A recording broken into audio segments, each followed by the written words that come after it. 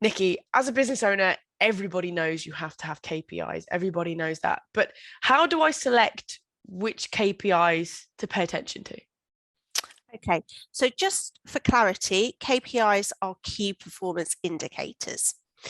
So these are indicators that the management team can utilize to see how the business is performing. What I always recommend is not to have more than 4 of them, because the more that you have, the more your attention is diluted across them. So you can actually even have less if you wish. But how to choose them? So I typically would review with a client, how is their business doing? What are their key concerns? What are their drivers to success in their business? Now, if you can work out which are the drivers for the success, you can then choose the appropriate key performance indicators, KPIs, that can measure those things. So for example, if you don't have consistent sales and you really need to be producing new sales all the time, you may be wanting to monitor how many leads are coming into the business. Because then you usually can see with a regular conversion factor what your sales will be. So by monitoring the amount of leads you're getting into the business, you can hopefully secure the future sales.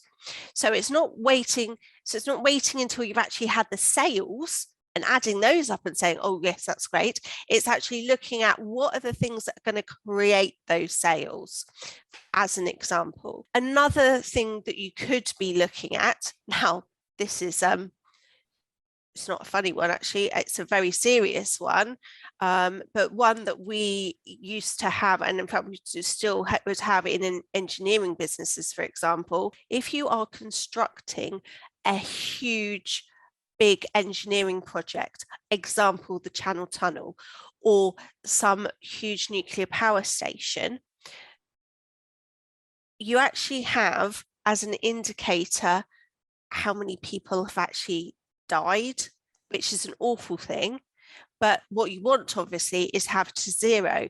But the reality, unfortunately, is in certain parts of the world, there's not such good health and safety, etc., and you end up having accidents on the job, and unfortunately you can then end up with fatalities.